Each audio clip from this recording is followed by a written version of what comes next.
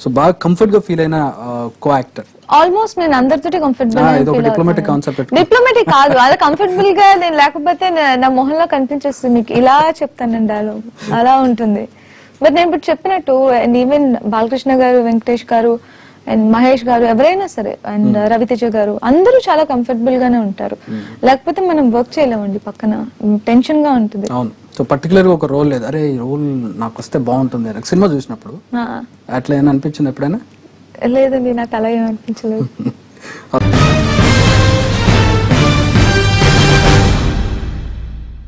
so బాగా comfort గా feel అయిన కో యాక్టర్ ఆల్మోస్ట్ నేను అందరితోటి కంఫర్టబుల్ డిప్లొమాటిక్ కాన్సెప్ట్ డిప్లొమాటిక్ కాదు అది కంఫర్టబుల్ గా నేను లేకపోతే నా మొహంలో కనిపించేస్తుంది మీకు ఇలా చెప్తాను డైలాగ్ అలా ఉంటుంది బట్ నేను ఇప్పుడు చెప్పినట్టు అండ్ ఈవెన్ బాలకృష్ణ గారు వెంకటేష్ గారు